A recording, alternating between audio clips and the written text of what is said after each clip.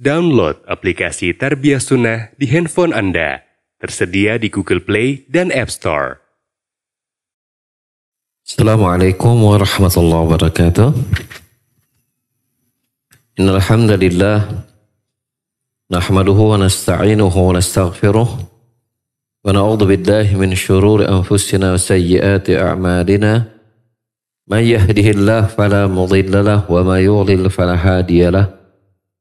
Asyhadu an la ilaha illallah wahdahu la syarika lahu wa asyhadu anna Muhammadan abduhu wa rasuluhu la nabiyya ba'dah. Qala Allah Ta'ala fi kitabil karim a'udzu as-sami'il 'alim minasyaitonir rajim. Ya ayyuhalladzina amanu taqullaha haqqa tuqatih wa la tamutunna illa wa antum muslimun.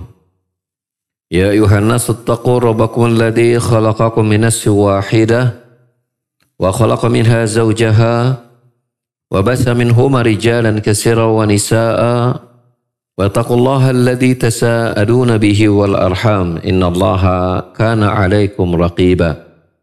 Ya ayyuhalladzina amanu taqullaha wa qulu qawlan sadida yuslih lakum a'malakum wa yaghfir lakum dhunubakum. Wa may yuti'illaha wa rasulahu faqad faza fawzan 'azima. Amma ba'd. Bapak-bapak dan ibu-ibu, para jamaah yang hadir di Masjid Umar bin Khattab di Desa Selacau, Bandung Barat, dan juga para pendengar dan pemirsa yang bergabung di Tarbiyah Sunnah Media yang semoga Allah rahmati kita semua. Pada kesempatan kajian kita di sore hari ini akan membahas tentang kandungan faedah dari tafsir surah Al-Baqarah di ayat yang ke-148-nya, di mana Allah Ta'ala berfirman, a'udzu syaitonir rajim, walikullin wijhatun huwa muwalliha fastabiqul khairat aynama takunu ya'ti bikumullahu jami'a innallaha ala kulli syai'in qadir.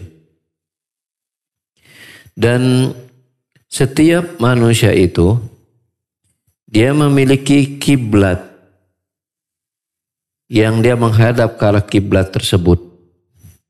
Makna kiblat ini bisa bermakna memiliki keyakinan yang beda-beda. Setiap orang punya keyakinan berbeda-beda tergantung kemana dia memilih keyakinannya itu. Ada yang Islam, ada yang tidak. Ya, sebagaimana ya tentu dengan ketika mereka berbeda agama itu menghadap mereka ya beribadahnya tentu beda-beda arah ya, beda-beda arah. Sebagaimana mereka pun memiliki kiblat yang berbeda-beda ya dalam hal itijahim fil amal, termasuk mereka juga memiliki kiblat atau selera atau pilihan masing-masing dalam memilih pekerjaan. Itu kan beda-beda juga. Ada yang memilih untuk berdagang, ada yang memilih untuk menjadi petani, nelayan, tukang besi, tukang nyacak daging teh, tukang jual daging ya. Dan yang lainnya beda-beda. Makna walikulli wijhatun wa muwalliha juga bermakna ya, tiap orang itu juga berbeda-beda dalam arah sholat mereka menghadap ya, arah mereka beribadah. Berarti dalam makna ayat walikullin wijhatun wa muwalliha, setiap orang itu memiliki arah atau kiblat yang mereka menghadapnya, maka bisa bermakna ya keyakinannya beda-beda, dan itu juga berkonsekuensi mereka beribadahnya menghadapnya juga beda-beda. Juga bermakna arah di sini ya itu adalah mereka memilih amalan pekerjaan mereka juga berbeda-beda. Ada yang mungkin dengan profesi ini dan profesi yang lainnya. Lalu Allah Subhanahu wa Ta'ala memerintahkan dengan perbedaan semua itu fastabiqul khairat, maka berlomba-lombalah kalian dalam kebaikan. Ainama takunu, dimanapun kalian berada, ya'ti bikumullahu jami'a, maka Allah akan mendatangkan kalian semuanya. Maksudnya Allah akan mengumpulkan kalian semuanya, ya, dengan berbagai macam agamanya, dengan berbagai macam arah kiblatnya, dengan berbagai macam perbedaan pekerjaannya, nanti akan dikumpulkan oleh Allah pada satu waktu, satu tempat yang kita kenal dengan nama hari kiamat. Lalu Allah menutup ayat ini dengan innallaha ala kulli syai'in qadir. Sesungguhnya Allah Maha berkuasa atas segala sesuatu. Maha berkuasa atas segala sesuatu. Maka ayat tersebut memberikan beberapa faedah. Yang pertama, annal umam qad takhtalifu manahijuha wa in ittafaqat ala aslin wahidin wa huwal Islam. Bahwasanya umat-umat itu berbeda-beda manhajnya.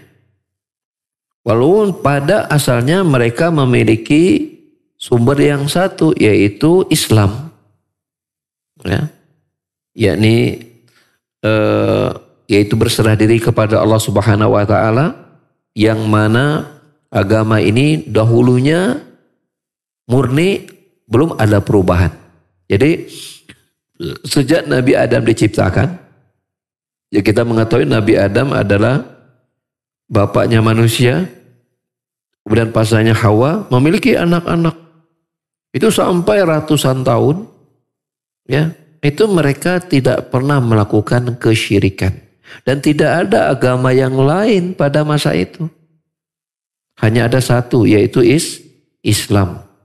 Beribadah hanya kepada Allah dan tidak terjadi kesyirikan satupun. Tidak ada. Baru kurang lebih sekitar 1000 tahun kemudian, ya 1000 tahun teh berarti 1000. 100 tahun kali 10, ya. 1000 tahun, ya, namanya asyra qurun, 10 kurun. Kalau bahasa kita 10 abad. 1 abad berapa tahun? 100. Nah itu disebutnya 1 kurun. Jadi 1 kurun teh 1 abad. Maka 10 abad kemudian, artinya 1000 tahun kemudian, muncullah manusia-manusia yang, ya, berbuat syirik kepada Allah dengan menyembah berhala-berhala. Lalu Allah mengutus Nabi Nuh. Mengutus Nabi Nuh untuk mendakwahkan mereka agar kembali hanya beribadah kepada Allah Subhanahu wa taala. Dan ada 5 patung yang sangat terkenal dan Allah abadikan itu dalam Al-Quran. Dalam surah An-Nuh, ketika para kaum musyrikin itu mereka saling menyeru antar mereka untuk membela agama mereka dan berhala mereka. Mereka mengatakan waqalu la tadharunna alihatakum wa la tadharunna wadda wa la suwa'a wa la yaghusa wa ya'uqa wa nasra. Mereka berkata, janganlah kalian tinggalkan sesembahan-sesembahan kalian. Siapa itu? Wad, Suwa, Yaghus, Ya'uq, dan Nasr. Ini 5 berhala yang sangat terkenal di masa Nabi Nuh. Yang kata Ibnu Abbas radhiyallahu anhuma, ya, menyebutkan dahulunya mereka ini Wad, Suwa, Wadda Suwa wala Yaghus, Ya'uq, dan Nasr. Surah An-Nuh, ya. Dahulunya di masa hidupnya mereka ini orang-orang soleh. Orang-orang yang bertauhid, orang-orang yang beribadah kepada Allah. Dan penghambaannya, kesolehannya di masa hidupnya begitu terkenal di antara manusia di masa hidupnya. Ketika mereka wafat, dibuatkanlah patung-patung dari 5 orang ini. Disimpan masing-masing batu itu di titik-titik di tempat-tempat berkumpulnya manusia, ya, di tempat mereka beribadah untuk mengingat-ingat akan kesolehan mereka yang luar biasa sehingga memberikan apa? Motivasi, inspirasi untuk semangat beribadah. Seiring waktu berjalan, orang-orang yang mengetahui tauhid, yang memahami syirik, banyak yang meninggal. Maka di keturunan kesekian datanglah setan kepada anak-anak cucu mereka yang mereka ini sudah tidak tahu lagi mana syirik mana tauhid. Lalu kemudian setan mengatakan bahwa dulu nenek-nenek moyang kalian itu dalam beribadah kepada Allahnya itu ya bertawasul dengan patung-patung ini. Ya. Jadi penyembahan patung berhala itu penyembahan yang paling tua dan paling awet sampai sekarang. Kan di masa Nabi Nuh patung disembah. Di masa Nabi Ibrahim patung disembah. Di masa Nabi Muhammad patung disembah. Di masa sekarang ada nggak patung yang disembah? Ada. Ada patung yang disembah. Walaupun sekarang berhala itu tidak saja berupa patung kan. Gitu. Tapi ada manusia yang menyembah patung. Mereka buat sendiri patungnya, lalu kemudian mereka ruku, sujud dan menghinakan diri mereka dalam patung-patung tersebut. Ada kan? Ada. Maka penyembahan patung berhala ini penyembahan yang sangat tua dan sangat awet. Gitu. Dan tidak ada jaminan seseorang itu kembali tidak akan menyembah berhala. Saya ingin ingatkan doa bapaknya para nabi yaitu Nabi Ibrahim. Dia masih berdoa kepada Allah, wajnubni wa baniya an na'budal asnam. Ya Allah, jauhkanlah aku dan anak keturunanku dari menyembah berhala. Nih Nabi Ibrahim itu masih berdoa kepada Allah, wajnubni wa baniya an na'budal asnam. Ya Allah, jauhkanlah aku dan anak keturunanku dari menyembah berhala. Padahal kita tahu Nabi Ibrahim itu kan sejak dari muda itu kan ngancur-ngancurin berhala kan, patung kan.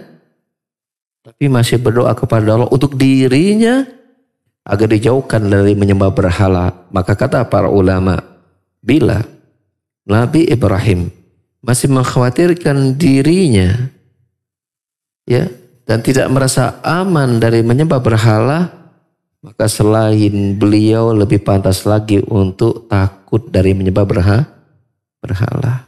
Nabi loh, hidupnya menyembah menghancurkan patung loh, masih takut dan berlindung kepada Allah agar dijauhkan dari menyembah patung. Lalu kemudian kita merasa, enggak Ustaz, kita udah ngaji tauhid, enggak akan nyembah berhala. Ente siapa dengan Nabi Ibrahim? Merasa aman dari menyembah patung, menyembah berhala, enggak berbuat syirik. Sudah berapa tinggi iman ente? Merasa enggak perlu berlindung kepada Allah menyembah berhala, enak betul? Kan begitu ya? Maka kalau kata para ulama, kalau Nabi Ibrahim ya tidak merasa aman dari menyembah berhala, maka siapa lagi yang lebih bisa merasa aman dari menyembah berhala? Ya, seperti itu. Nah, artinya setelah ya Nabi Nuh diutus, berikutnya manusia menjadi berbeda-beda pemahaman agamanya dan otomatis arah kiblat mereka juga beda-beda. Ya. Tapi asalnya umat ini dulu berasal dari agama yang satu tanpa kesyirikan sama sekali. Ya.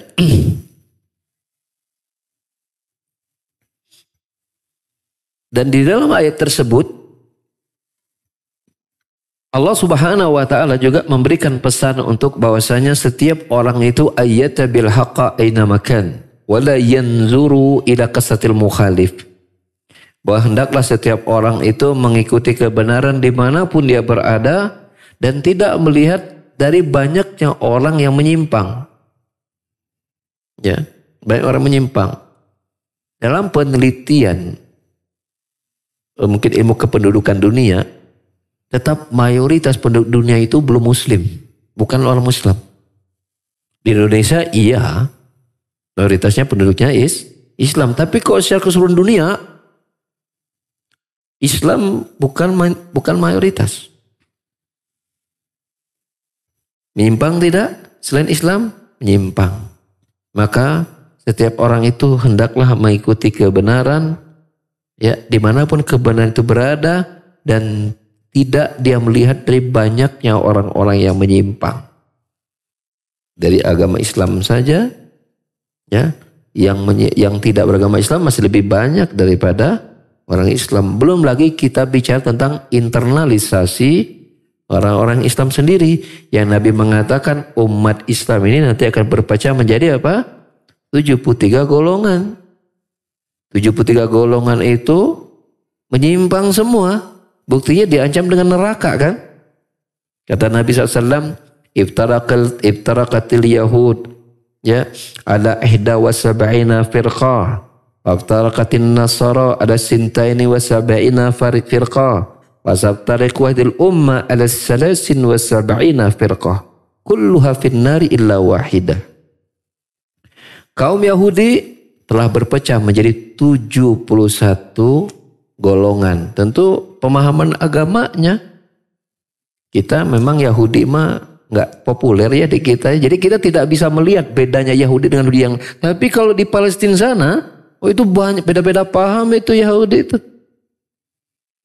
Dan kaum Nasrani telah berpecah menjadi 72 golongan. Nah di Indonesia ini sudah ada beberapa contoh. Kita bisa melihat adanya Protestan, ya, Katolik, Advent, Rehobot, Nehemia, apalagi? Ya, mungkin ada 7 atau mungkin sampai 10.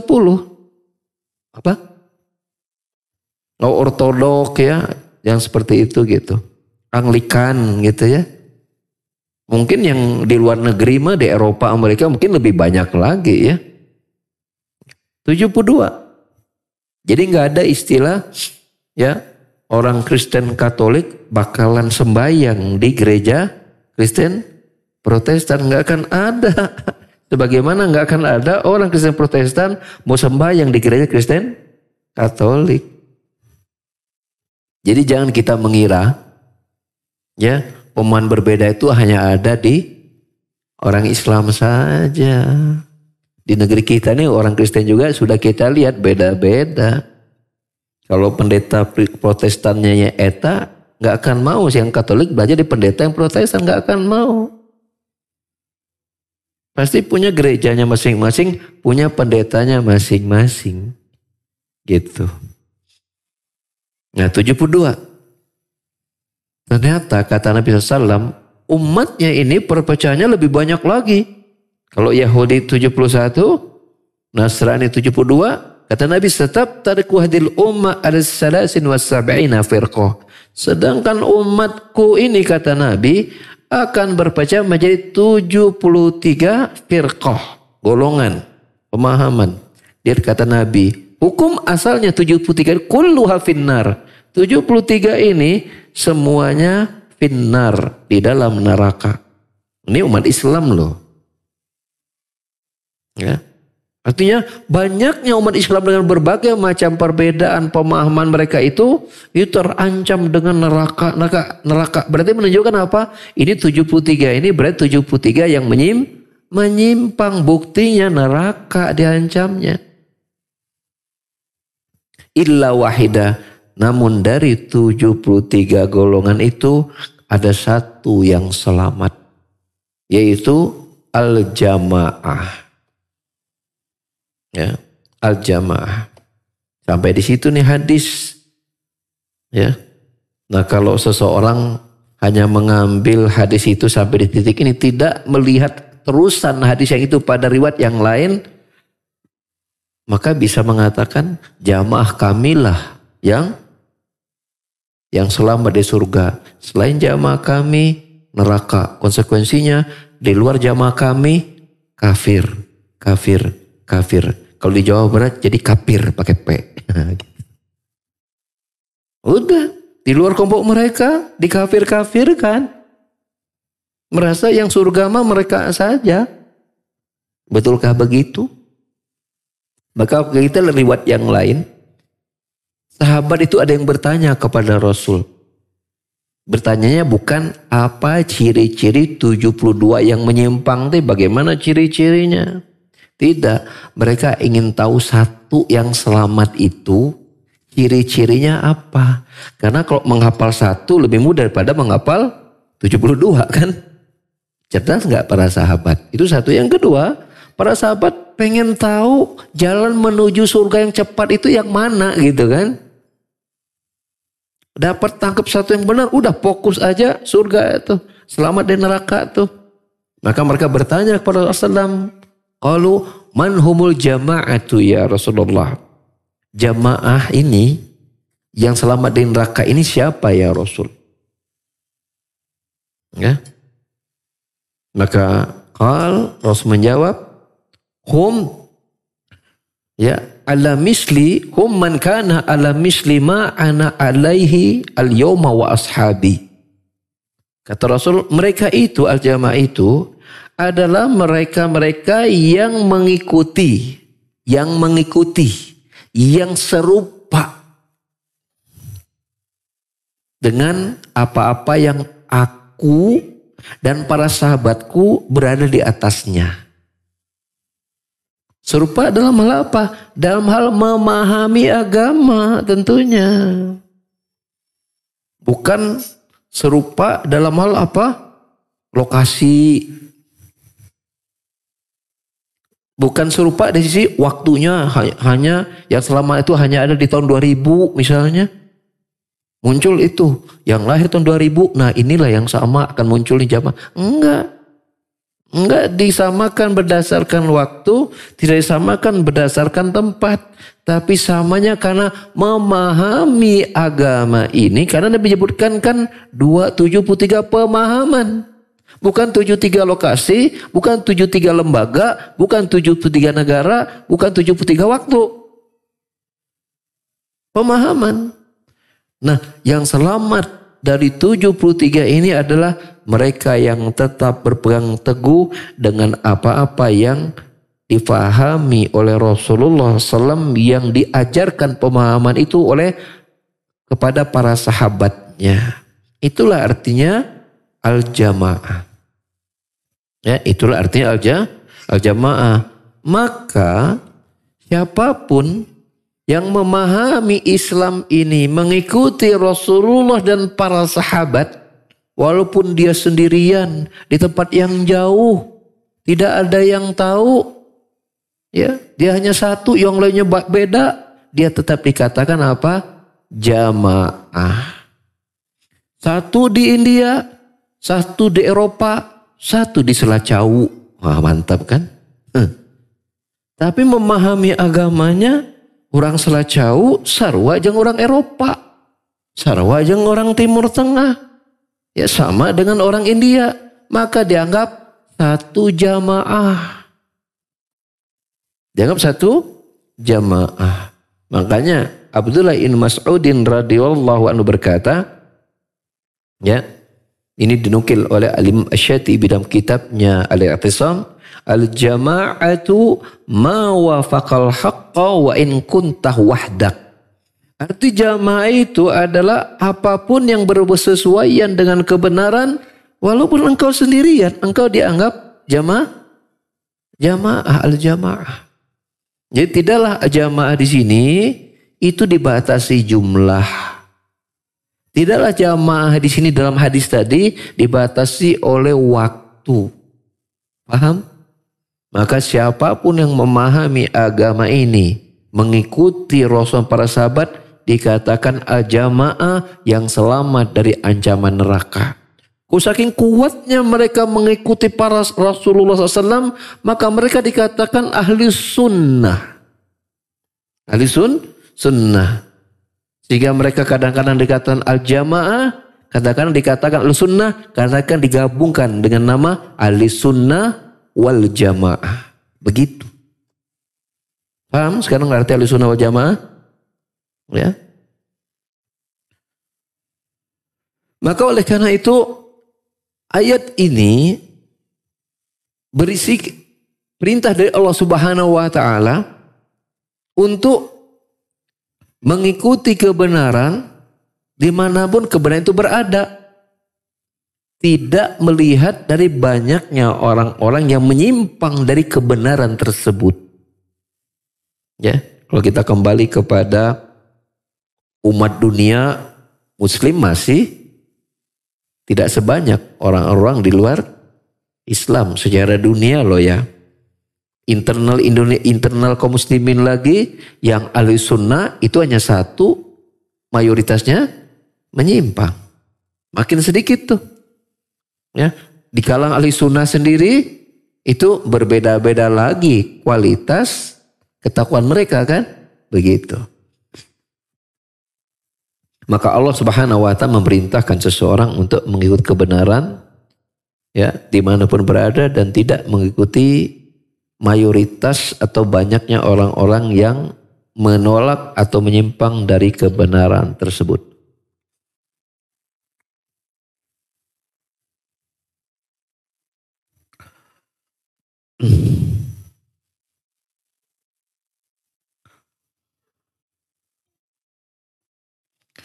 Lalu setelah Allah menjelaskan berbagai macam pemahaman berbeda-beda pada manusia, Allah memerintahkan untuk fastabiqul khairat, maka ikutilah kebaikan. Tadi ya, kebenaran, kebaikan. Dan karena Allah menyebutkannya dengan lafaz perintah, fastabiqu al khairat, berlomba-lombalah. Ya, berlomba-lombalah. Ini kalau kita perhatikan ya, Allah langsung menyambung istabiqu al khairat. Allah tidak memberikan kata sela dengan kalimat istabiqu fastabiqu ilal khairat atau fastabiqu fil khairat. Nah, ini ada faedahnya. Ya.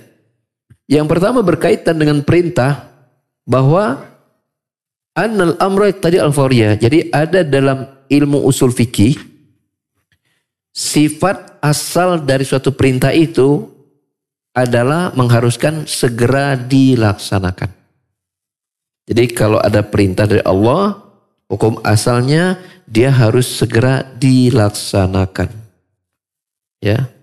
Apalagi kita lihat di situ lafadznya fa, ada fa, fastabiqu ada fa di situ menunjukkan ya, yang tadi al-fauriyah. Fauriyah itu harus segera dilaksanakan. Jadi Allah menyuruh berdasarkan ayat ini dengan kebaikan-kebaikan itu segera dilaksanakan. Segera berlomba untuk ya kebaikan dan berada dalam kebaikan.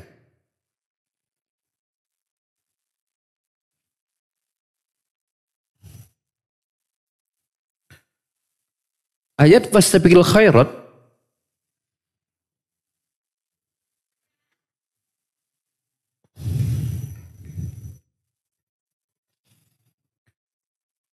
mengandung yashmalu istibaqa ilaiha wal istibaqa fiha. Mana berlomba-lomba. Ya kan istabiqu berlomba-lombalah kebaikan. Nah pertanyaannya berlomba-lomba mengejar kebaikan kalau sudah sampai di kebaikan itu berhenti atau ketika sudah dalam kebaikan juga terus berlomba terus? Maka tentu jawabannya dua-duanya. Ya, misal begini. Ya. Contoh mana yang lebih baik? Sop pertama atau sop kedua? Sop pertama. Maka untuk sop pertama kita berlomba-lomba untuk kejar sop pertama. Ketika sudah di sop pertama, apakah kita berhenti untuk berlomba-lomba di dalam kebaikan? Udah di sop pertama udah puncaknya nih. Enggak. Dalam sop pertama pun kita juga harus berlomba-lomba dalam kebaikan untuk meningkatkan kualitas sholat kita di sop pertama. Gitu. Bahkan untuk diri kita sendiri juga, kita sendiri harus berusaha untuk berlomba-lomba untuk meningkatkan kebaikan. Itu maksud dalam pengertian ayat ini. Jadi tidak mesti berlomba kebaikan itu kudu ada teman berlomba dulu gitu, enggak. Bahkan untuk diri kita sendiri kita berlomba-lomba berpacu untuk meningkatkan kebaikan-kebaikan kita. Paham? Begitu.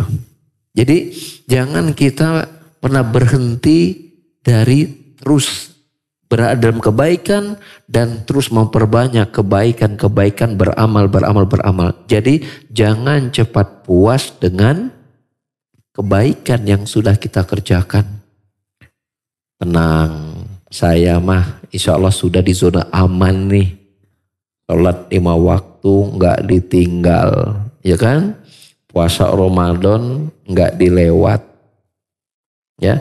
Zakat fitrah, zakat harta tertunaikan. Ke orang tua sudah nyambung, ke keluarga sudah diurus. Mungkin kan ada seseorang merasa udah saya sudah di zona aman, siap-siap Allah cabut nyawa masuk surga. Suka ada kan orang berpikir begini, bagja di dunia, bahagia di akhirat. Gitu. Kalau bahagia di akhirat iya. Orang kalau udah masuk surga, seterusnya selamanya pasti bahagia. Tapi seterusnya bahagia di dunia itu ya mustahil dan tidak mungkin. Mana ada orang di dunia bahagia terus? Kan saya suka menyampaikan begini. Allah Subhanahu wa taala itu pencipta ya dengan ciptaan yang sempurna. Allah menyediakan tempat yang selalu senang dan tidak sedetik pun susah. Namanya surga. Allah menciptakan satu tempat yang tidak sedetik pun senang, selalu menderita. Namanya neraka. Dan Allah menciptakan tempat ada senang, ada susah. Namanya dunia. Jadi nggak mungkin orang itu senang selalu di dunia, nggak mungkin. Sebagaimana seorang itu nggak mungkin juga susah selalu. Ada manusia Allah kasih keturunan teh laki semua. Ada perempuan semua. Ada yang laki perempuan. Ada yang tidak dikasih sama sekali. Itu kan lihat varian-varian ciptaan Allah tuh. Ada manusia lahir tuh tidak punya bapak. Siapa? Nabi Isa. Ada manusia lahir tidak punya ibu. Disebutkan kepada Hawa. Karena Hawa itu lahir dari tulang rusuk Adam. Ya seolah-olah Adam itu bapaknya. Dan ada manusia yang lahir dari punya bapak dan punya ibu. Kita. Tapi enggak ada manusia yang lahir tanpa bapak dan ibu. Harus ada bapaknya. Ya, itu. Seperti itu. Macam-macam kok kita lihat. Ada siang, ada malam. Gitu kan berpasang-pasangan itu. Ya. Namun nanti dikatakan siang tidak. Dikatakan malam tidak. Namanya apa itu? Mendung berat. Atau ketika terjadi gerhana kan. Itu dikatakan malam bukan, siang bukan. Saking tertutupnya matahari.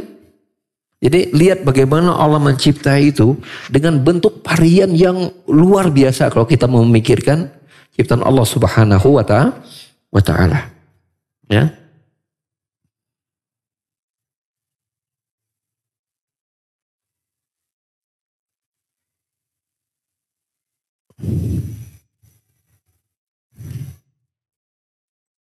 Maka kita kembali kepada bahwasanya berkenaan fastabiqul khairat, Allah memerintahkan kita untuk berada dalam kebaikan dan apa?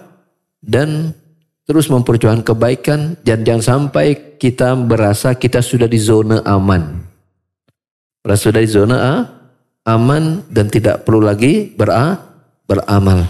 Ya, karena itu pun tidak pernah diajarkan oleh seorang Rasul pun untuk seseorang berhenti beramal setelah dia sudah melakukan berbagai macam kebaikan. Kemudian di antara faedah ayat tadi di mana Allah Taala berfirman, "Ainama takunu ya'ti bikumullahu jami'a." Dimanapun kalian berada, Allah Subhanahu wa taala ya akan mengumpulkan kalian semua, menunjukkan bahwasanya Allah Subhanahu wa taala meliputi makhluknya, memantau makhluknya, mengawasi, mengetahui makhluknya dimanapun mereka berada. Dan di satu waktu, di satu tempat Allah akan datangkan, kumpulkan mereka semua, yaitu namanya pada hari kebangkitan yaumil qiyamah. Lalu kemudian Allah tutup ayat tersebut dengan innallaha ala kulli syai'in qadir.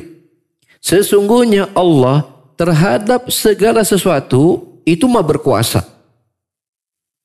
Ya.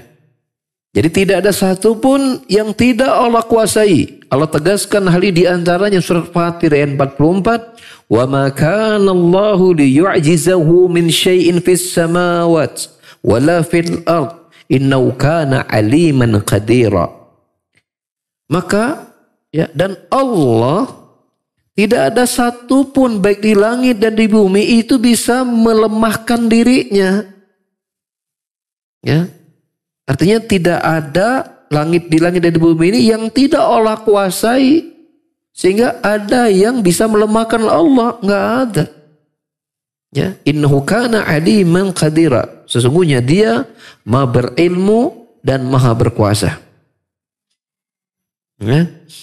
Karena ada sebagian syubhat disampaikan oleh sebagian orang, maksud dalam pemahaman qadariyah kata mereka, bahwasanya Allah Subhanahu wa taala itu ya, itu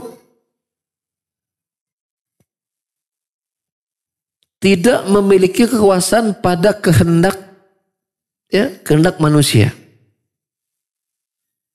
Jadi ketika manusia ya berkehendak, maka kehendak manusia itu tidak menjadi bagian dari kekuasaan Allah. Ini qadariyah.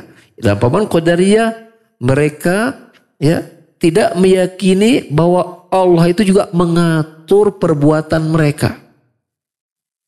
Ini qadariyah. Sementara Allah mengatakan innallaha ala kulli syai'in qadir, bahwa Allah berkuasa atas segala sesuatu.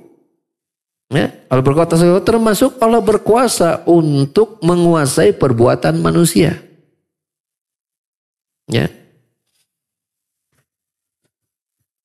Bagaimana sih penjelasan ilmiah bahwa perbuatan kita ini pun sudah dikuasai dan diatur oleh Allah Subhanahu wa taala? Ya, kalau sekarang kita merasa semua yang kita kerjakan kan itu kan pilihan kita tuh.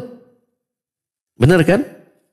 Kalau kata orang itu, kalau mau berhasil, wah ya nak kudu kerja keras. Baik berhasil dalam berilmu, kudu rajin belajar, kerja kerasnya. Baik berhasil dalam urusan misalnya kesuksesan urusan dunia, kudu banting tulang untuk meraihnya. Karena enggak ada contoh orang yang berhasil itu punya sifat pemalas, itu enggak ada contoh. Ada enggak orang pemalas berhasil? Ada enggak? Misalnya dia malas belajar, tiba-tiba ranking. Ya. Kalau guru menjelaskan sare minimal tunduh, di rumah mah ya terus we main gitu kan, nggak pernah baca buku, nonton HP, jalan sini jalan sana, mungkin nggak ada ranking, nggak mungkin. Ya, dari mana dia datangnya ilmu? Masuk ilmu dari mana? Penjelasan guru dia malas dengerin, bawaannya ngantuk dan tidur. Di rumah dia nggak pernah baca-baca. Mungkin nggak ada ranking? Jawabannya mustahil. Orang malas mustahil ranking. Ya. Apalagi dalam masa kerja. Ya, di rumah seharian ya, bari ngopi, ngerokok sebagian gitu kan, nunggu uang jatuh dari langit. Tiba-tiba besok langsung jadi konglomerat. Ada begitu? Enggak ada. Kita ya kadang-kadang ya suka tertipu dengan lihat orang teh kaya. Misalnya rumahnya gede, kendaraannya mahal, ya kan, tabungannya banyak, ya. Tapi istrinya atuh, gitu. Kita sering tertipu. Wah, ini orang hidupnya enak. Antum tahu nggak? Dulu orang-orang seperti sebelum dia sukses dulu pernah mengalami kesusahan itu. Ya, mungkin dia jualan dulu, mungkin banyak orang nggak melirik, meleret segala macam. Ya, dicemooh. Ya. Dia mungkin pernah ditipu. Ya, pernah rugi sekian, itu dialami oleh orang yang pernah berhasil dalam urusan dunia mereka. Antum kira para pejabat itu, ya, yang mereka sekarang gajinya puluhan juta, mereka dulu nggak pernah susah, dulu mereka pernah susah. Belajarnya mereka tuh kerja keras, rajin ke kampus, buat ini buat itu, rapat sana rapat sini, mengembangkan kemampuan mereka dalam organisasi. Itu kerja keras mereka. Ya, nggak kemudian tidur di rumah, rapat kampus, tidur di rumah, lalu kemudian tiba-tiba jadi pejabat, nggak ada contoh. Makanya orang pemalas itu nggak ada contohnya akan berhasil, nggak ada contoh. Nggak ada contoh pemalas itu berhasil. Kalau berhasil harus kerja keras. Ya, seperti itu. Nah, mungkin sebagian orang merasa dia bisa berhasil karena kerja kerasnya. Dan kemudian merasa Allah tidak berkuasa dalam menentukan perbuatannya gitu. Mau dia berhasil atau tidak. Maka ini pemahaman Qadariyah namanya. Lalu bagaimana kita membuktikan Allah terlibat betul pada keberhasilan termasuk proses kerja kerasnya sebelum dia berhasil. Dari mana kita membuktikannya? Jawabannya simpel. Bahwa yang kerja keras dia itu pasti sudah tertulis oleh Allah. Di mana? Dalam kitab Lauh, ketika dia sedang bekerja keras banting tulang gitu kan. Itu ketika dia banting tulang, ya, sampai tulangnya bengkok-bengkok banting tulang tanya. Itu sudah tertulis belum dalam kitab Lauh Mahfud? Sudah belum? Sudah kan? Ada nggak yang sudah Allah tuliskan dalam kitab Lauh Mahfud itu yang kemudian tidak terwujud di dunia? Nggak ada. Bukankah berarti Allah telah menyetel dia pada apa yang Allah akan tetapkan? Betul kan? Bukankah menetapkan takdir itu bagian dari kekuasaan Allah? Betul kan? Makanya wallahu ala kulli syai'in qadir. Allah berkuasa atas sesuatu. Ketika Allah menuliskan takdir, tidak ada satu pun yang akan meleset itu. Mutlak ketika Allah menetapkan itu pasti terjadi. Itu bukti Allah berkuasa atas segala sesuatu. Bagaimana Allah tidak tahu dengan perbuatan mereka? Sebelum mereka ada saja perbuatannya sudah Allah tulis. Sebelum mereka ada aja perbuatannya sudah Allah tulis itu dalam kitab Lauh Mahfud. Dan tidak akan keluar apa yang mereka kerjakan ketika mereka di dunia dari apa yang telah Allah tetapkan. Maka innallaha ala kulli syai'in qadir. Orang beriman yang meyakini adanya takdir, dia akan tahu bahwa tidak ada satu pun tempat kejadian dan waktu kecuali semua telah diliputi oleh Allah ilmunya. Dari mana itu? Jauh sebelum itu ada, Allah sudah menuliskannya dan Allah sudah ilmui. Benar kan? Di 50.000 tahun tuh sebelum Allah menciptakan langit dan bumi. 50.000 tahun loh. Sebelum Allah menciptakan langit dan bumi, Allah telah menetapkan takdir segala sesuatu sampai hari kiamat. Jadi bahkan saya menyatakan begini. Kita dengan badan kita yang masih di dunia, sesungguhnya surga neraka kita sudah tertulis itu. Kita nih, badan kita masih di dunia, tapi nasib kita surga neraka sudah tertulis. Sehingga para sahabat menyatakan, kalau begitu sudah aja ya Rasul, kita bersandar saja pada catatan kitab. Ya Rasulullah, ala na'tamidu al-kitab wa natruku al-amal. Ya Rasulullah, kita sudah saja bersandar pada kitab dan tidak perlu beramal. Apakah Rasul mengatakan, oke, enggak? Gitu? Enggak. Rasul mengatakan, I'malu fakul muyasun, beramalah kalian karena setiap kalian akan dimudahkan dengan apa dia diciptakan.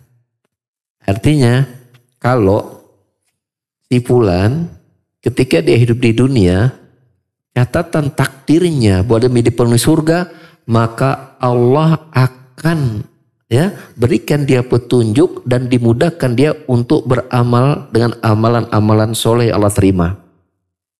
Mudah beramal soleh.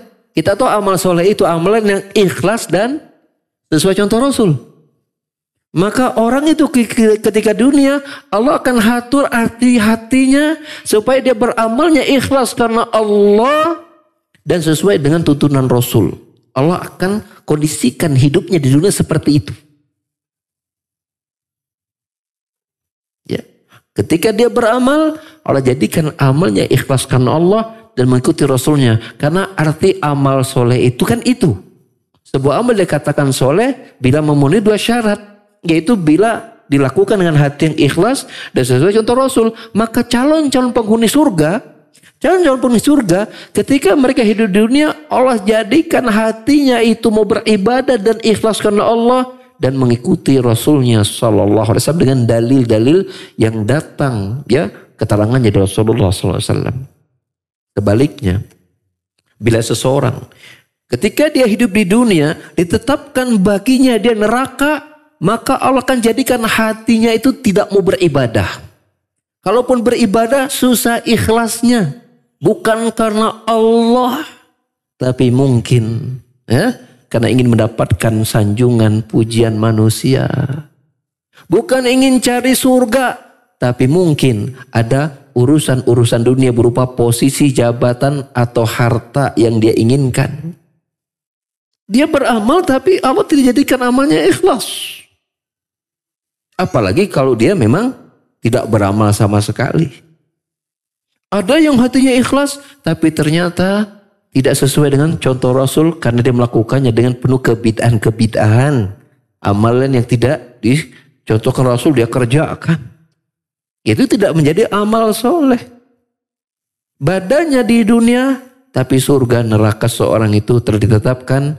Maka para sahabat kata Ibnu Qayyim rahimahullah dan kitabnya Syifaul Alil, ketika mereka mendengarkan Nabi berkata demikian, kata mereka, kami tidak pernah lebih bersemangat untuk beramal ibadah kecuali setelah mendengar hadis ini. Kenapa? Karena kata Nabi menyatakan, artinya maknanya bila seseorang itu menjadi penghuni surga, maka di dunianya pasti dia rajin beramal. Pasti dia beramal soleh, beramal ibadah. Ya. Amalnya banyak dengan kualitas yang terbaik. Banyak dan terbaik. Ya, terbaik kualitasnya tentu ikhlas dan sesuai tuntunan Rasul, dan itu dia perbanyak amalan tersebut, ya, sehingga setiap seiring waktu berjalan semakin dekat kepada kematiannya, semakin dekat dia dengan surga. Semakin dekat dia dengan surga. Ya, saya tutup dengan sebuah hadis Nabi SAW untuk sekadar mengingatkan kita. Ini termasuk saya kaji di sini karena ini menjadi juga apa buat saya pribadi. Jadi tadi pagi ada yang bertanya kepada, bukan, waktu hari Senin kita ada pengajian di Bandung. Yang bertanya ini begini, ada hadis Nabi, Ustaz. Nabi bersabda, man ahabba liqa Allah habballahu liqa'ah. Wa man kariha liqa Allah kariyallahu liqa'ah. Hadis sahih riwayat Muslim. Barang siapa yang benci untuk bertemu dengan Allah, ya, maka Allah pun benci untuk bertemu dengannya. Dan barang siapa yang suka bertemu dengan Allah, maka Allah pun suka untuk bertemu dengannya. Dan siapa yang benci untuk bertemu dengan Allah, maka Allah pun benci untuk bertemu dengannya. Bertemu dengan Allah itu melalui apa di situ? Hadis itu maksudnya apa? Hah? Maksudnya bertemu dengan Allah itu dalam konteks apa? Hah? Barang siapa yang benci bertemu dengan Allah, maksudnya ketika apa? Ketika mati. Barang siapa yang benci bertemu dengan Allah, maksudnya mati. Maka si Jamil berkata, ya Ustaz, kita kan semua kayaknya nggak benci dengan kematian gitu, nggak suka mati gitu. Maka saya mengatakan, itu pun juga ditanyakan oleh istri Rasul, itu Aisyah. Aisyah bertanya Rasul, ya Rasulullah, ya, ma minna illa, ya, ma minna min hadin illa yakrahu al-maut. Ya Rasulullah, kulluna yakrahu al-maut. Ya Rasul, semua kami ini, kita ini takut dan kematian. Semuanya takut mati. Ya, nggak ada kan orang yang cari mati, ada? Kamu sekolah tinggi mau ngapain? Biar jadi dokter. Kalau udah jadi dokter, biar cari mati. Mati menjadi sebuah karir. Ada yang begitu? Nggak ada. Mati mah ya gimana Allah kasih mati aja, Kak. Nggak ada kan orang yang bercita-cita pengen mati pada hari anu. Nggak ada. Mati itu bagaimana Allah takdirkan? Nggak ada. Semua orang nggak ada bercita-cita ya pengen mati. Semuanya nggak suka. Itu pun juga dikatakan oleh Aisyah. Maka Rasulullah berkata begini. Maksud makna benci dan suka bertemu Allah itu maksudnya begini. Annal mu'min. Orang mukmin itu. Ya. Seorang mukmin ketika ya di saat kematiannya. Di saat sakaratul maut. Datang kepadanya berita-berita gembira. Ya, seperti misalnya berita gembira itu Allah sebutkan dalam surat Fussilat. Surat Fussilat ayat 30. Ya, Allah berfirman, "Innal ladzina qalu rabbuna Allahu tsumma istaqamu tatanazzalu 'alaihimul malaikatu alla takhafu wa la tahzanu wa abshiru bil jannati allati kuntum tu'adun." Sesungguhnya orang-orang yang berkata Rabb kami adalah Allah. Lalu kemudian mereka istiqomah. Terus beribadah kepada Allah. Nah di saat kematiannya tatanazzalu 'alaihimul malaikah. Maka malaikat lebih dari satu itu turun. Ini bersama malaikat maut datang juga malaikat yang lain. Disebutkan hadis Al-Bara bin Azim Muslim. Itu malaikat itu membawa kain kafan. Kepada orang mukmin yang soleh ini. Dan kain kafan yang wangi. Dari wangi za'faron. Ya. Lalu kemudian malaikat itu. Mereka duduk di samping orang mukmin yang soleh ini. Di saat sakaratul maut.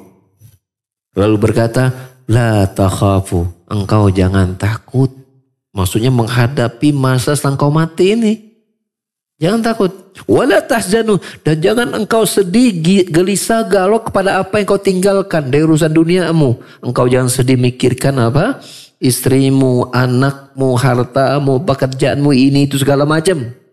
Ya, kalau kita mungkin jangan khawatir mikirin pesantrenmu, pondokmu, yayasanmu, apapun itu kau berikan masalah kebaikan. Gak usah sedih. Dan bergembiralah dengan surga yang sudah disiapkan untukmu. Orang mukmin ketika mendengar itu di saat sakaratul maut, apa?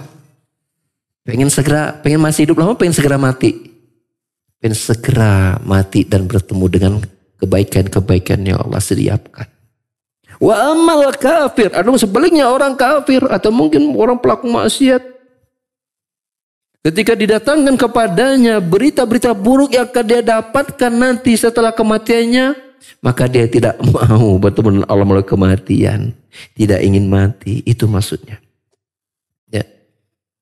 Maka hadis ini menutup kajian kita di sore hari ini, ya para jamaah sekalian, ya bila kita ingin dapat mengamalkan hadis itu agar kita senang bertemu dengan Allah kematian, maka bersemangatlah kita untuk beramal soleh. Ya, banyak beramal soleh. Banyak kita istighfar dari dosa dan kesalahan kita. Ya, mungkin berupa lisan kita yang menyakiti, ya mencela, menghina. Ya, dari mata kita memandang hal Allah haramkan, mendengar apa yang Allah tidak ridhoi, apa yang kita pegang, kita usahakan, kita kerjakan, mengundang murka Allah, kemanakah kita melangkah pada tempat-tempat yang Allah tidak sukai, segera kita hentikan dan bertobat kepada Allah Subhanahu wa taala dan isi dengan berbagai macam kebaikan. Ya, dan semoga Allah Subhanahu wa taala tentu harapan kita menerima semua amal kebaikan kita, menutup semua kekurangan kita, bahkan menghapus semua kedosaan kesalahan kita dan mewafatkan kita dalam keadaan husnul khatimah. Dia mencintai dan ridho kepada kita. Ya, meridhoi kita untuk menempati nikmat kuburnya dan nikmat surganya. Amin Allahumma amin. Demikian kajian kita pada sore hari ini. Ya, kita cukupkan dan tanpa pertanyaan dulu. Maaf ya. Subhanakallahumma hamdika asyhadu an la ilaha illa anta astaghfiruka wa atubu ilaik. Assalamualaikum warahmatullahi wabarakatuh.